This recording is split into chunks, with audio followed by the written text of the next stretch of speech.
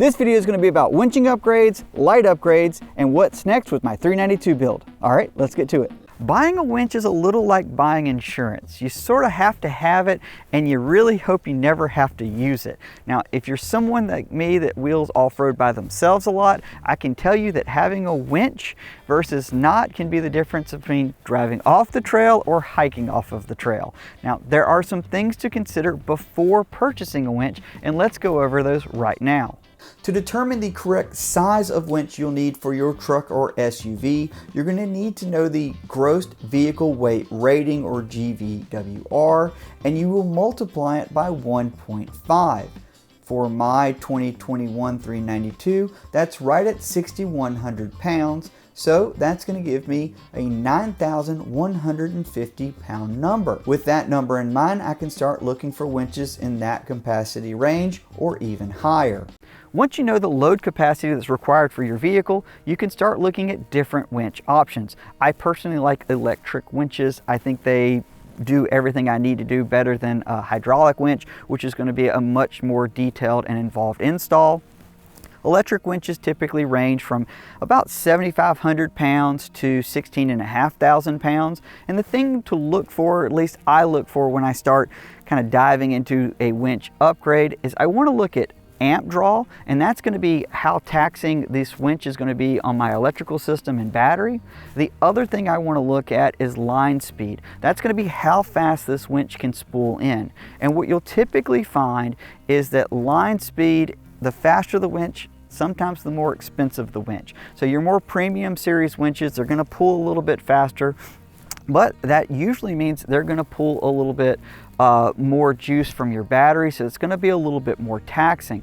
I kind of like to find something that's in the middle. I went with a Warren VR10. It's their 10S series winch, S meaning synthetic.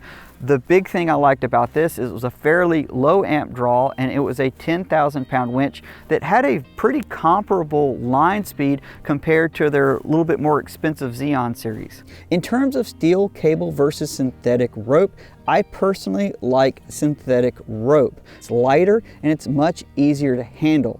These ropes are more susceptible to damage from UV, so you have to be a little bit more cautious. On something like this bumper, it's pretty hidden away, so I'm not worried about that as much. The main fault that I've found hasn't really been with UV light over the years. It's been from this getting snagged on a rock under tension and digging into the rope. That's always been my concern with these, and so it's going to be one of those deals where if you're using it a lot, you really have to take this thing out, spray it off, clean it, and inspect it. They do make field repair kits for synthetic rope, so if that's something you're a little concerned about, you can definitely put one of those in your vehicle. But in general, I like having the lighter weight and something that's just a little bit easier to handle. As I'm recording this, all 392 Wranglers come from the factory with the Mopar steel bumper group. I like this bumper. It's stubby and it's essentially winch ready. It's designed to allow you to easily put in a winch, but you are going to need to purchase a winch tray separately. I am using a winch mounting kit designed specifically to work with the Mopar bumper from Warren Industries. While it is designed to be entirely bolt-on, I decided to modify the Fairlead mount. The reason being is that it includes a spot for you to bolt up a front license plate. I do not live in a state where this is required, so rather than have it hanging down, I went ahead and taped off the mount and used a Sawzall to cut off that part just to give it a little bit of a cleaner look. To install the winch mount, you'll need to remove the front bumper entirely. I started this by pulling off the stock skid plate, then moved to the plastic push pins that secure the bumper cover. A flathead screwdriver is all you'll need to do this, and you can set it aside because you will not be reusing this piece. Next, I unbolted the 5 Torx bits holding on the winch cover at the top of the bumper. Warren provides nuts so you can reuse the bumper hardware. Now, they recommend you do this step a little bit later. I wanted to go ahead and do this just for the fact it was easier to do standing up. I also used this time to push out the plastic Fairlead cover since it's no longer needed as well. At this point, I unplugged the fog light harness from the passenger side frame rail and unbolted the 8 frame horn nuts used to secure the bumper to the chassis. It's a fairly light bumper, so you can easily pull it off by yourself, and the nuts are fairly easy to get to. With the bumper set on a moving blanket, I went ahead and removed a few clips that secure the fog light harness to the bumper. Moving back to the frame rails, I unbolted the skid plate mounts located at the bottom of the frame horns. Using these side-specific brackets provided by Warren, I then sandwiched the brackets with the original mount and installed them using the stock hardware. It's important at this point to leave everything fairly loose so you can line up the mount more easily. The winch mount sits between the frame rails, and Warren provides zip ties to actually help keep it up while you install it. This is really handy. Before I could go any further, I needed to unbox my VR EVO 10S winch. The synthetic rope comes already installed on the drum, and all you'll need to do to prep the winch for install is attach the ground battery cable to the winch. One trick I've been doing for years is that I will take a small strip of electrical tape to cover where the mounting nuts go in the winch. This just makes it a lot easier when you're trying to install it and you don't have to fish your hand under the drum to line up the actual nut. The next step was to simply set the winch in place and bolt it down using the provided hardware. Moving back to the bumper, I secured the fair lead mount and provided aluminum fair lead. The next critical step here was to install the bumper spacers. These make up for the added thickness that the winch tray provides. With that step complete, you're ready to install the front bumper. The only thing you'll need to do ahead of time is run a little bit of the winch rope through it, and then you can put it on the frame horns. One thing the instructions do not cover well is the fact that once you space out the front bumper, the lower rear mounting holes for the factory steel skid plate will no longer work. I simply drilled new holes, which basically elongated the mounting spot for it. There's probably an easier way to do it, but this worked fine for me. To wire the winch in a way I thought was clean and protected the cables, I unbolted the computer mounting bracket that's just in front of the battery and routed the cables under it. I wanted it to be as clean as possible. I hate seeing a bunch of wires underneath the hood. I bolted the power lead to an unused stud that was on the battery.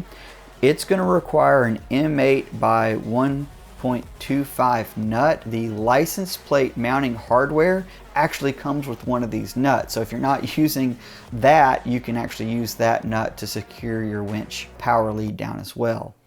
Before you can use the winch, you actually need to preload the rope on the drum. This is going to require you pulling out the rope until there's only around 7 windings on the drum.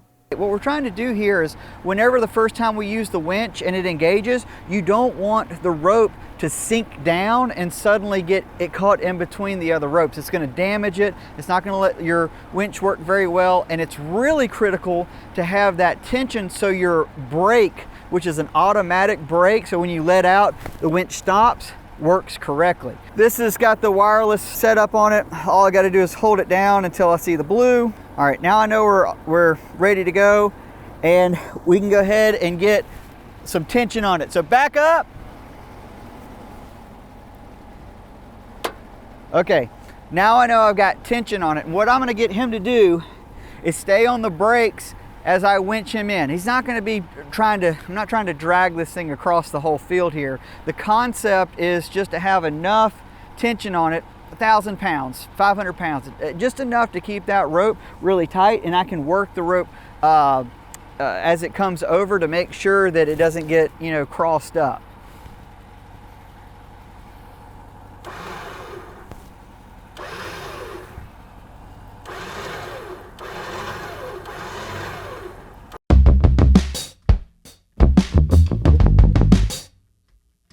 All right, so now we're pretty close, maybe just a few feet away. So I'm gonna go ahead and get him to drive forward, and this last little bit, I'm gonna walk in. All right, so drive forward a little. stop, check the cable, still got plenty of tension, looks good. So I'm gonna go ahead and disconnect from here. I'm gonna use this Warren cable to hold on to this when we get to the very end, so my hand, I don't have to worry about it getting pulled in, and from here I'll just pull it in a little bit at a time.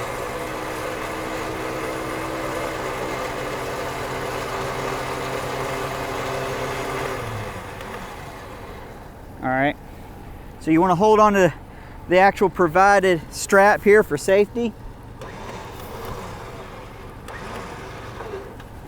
Now, ideally, you want something to hook this to. I, for years, have just flipped it over, put a little bit of tension on it and left it go. You don't want to have a ton of tension on the cable, but at this point, I just tuck the Warren part in. It's tight enough not to rattle going down the road, and that's it. That's probably the most important part in terms of making sure this is going to work. So next time if I actually have to use this thing off-road, when I go to pull it out, it's not gonna spool out real big on the drum, and I'm gonna be able to actually use my winch and not have to worry about the brake not working or the rope being damaged. So just something to keep in mind. I knew adding the weight to the front would bring the nose down. I measured before and after and found it went down just over 1/4 of an inch. I figured the suspension would come down a little bit, so that's not that big of a deal. And it's not so much where I feel like I need to add a spacer up front, although I definitely could. Instead, I'd like to do a little bit more serious suspension upgrade because this thing really lacks. One of the things that I found about wheeling it last year is that it just doesn't have that much travel. It tends to lift the wheel, especially in the front. So I'd like to improve that. I like the lift height overall, that 2-inch mark, but I want to get a little bit more travel, and I'd like to control the weight of the front end a bit better. So I've got plans coming for that.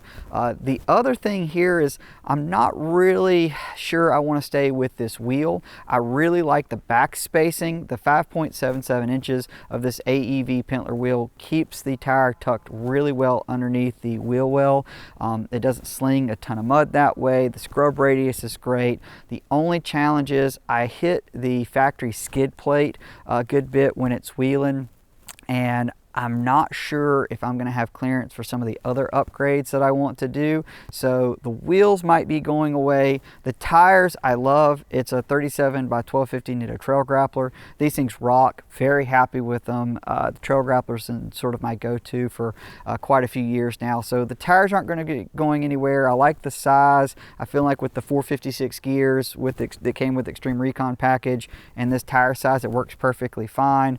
We took the kids up to the mountains here recently, pretty long road trip for us here in the coastal plains, and this thing did great. 8th gear the whole time, only averaged about, I think, 13.8 miles per gallon, so not terribly fuel efficient, but a lot of fun. As I mentioned in the beginning of the video, I'm going to touch on a lighting upgrade as well. At the same time I ordered my winch, I placed an order for these amber CB60 XL Sidewinder LED lights from GG Lighting. I am by no means an aftermarket lighting expert, but my experience with GG Lighting has been that they make an incredibly bright and quality light that is way more reasonably priced than others on the market. The Mopar bumper has a few spots you can easily mount up an auxiliary light using the bumper's existing hardware. I was able to bolt up these stainless steel mounting brackets in just a few minutes. The lights attach to those brackets using a main bolt to secure the light housing and an additional Allen bolt that works as an adjuster, allowing you to adjust the beam up or down. Just to be on the safe side, I did confirm that I can still easily attach a recovery rope to the factory tow hooks in this location. A dual 3-pin DT connector harness was also included with the pair. While I could have used the provided switch, my Wrangler came with the optional auxiliary switch bank with 4 switches. This meant I just had to cut off the harness just before it dumps into the relays. Tucked next to the battery of the Jeep is where the leads are for the factory auxiliary switches. Each wire description along with the fuse location and amp amount is located in your Jeep's owner's manual. To power the lights, I tapped into the beige and pink wire, which is auxiliary switch number 1. I used a ground located on the side of the body next to the battery. The white wire is for the pod's running light, the red is for the power for the main light, and black, of course, is your ground. So a couple quick things on the inside. I do have the forward camera, and this is what the view is like. So you can see the wheels are turned a little bit. You can see the lights on either side. The winch doesn't really obstruct anything, so that's still very usable. In terms of the auxiliary switches, I really like how Jeep did this. I've got the factory switch set up, and the way I have mine configured is auxiliary switch 4 is basically the running light that I tapped into. And this I have set to recall last state. So that means every time I get in the vehicle, if I had it turned on, it remembers that and it automatically turns it on. It's on latching, which means you turn it on and it stays on. Momentary means if you press the button, it's just live for when you're pressing the button. Now you'll see here battery or ignition. I have it where it only comes on when the ignition is on.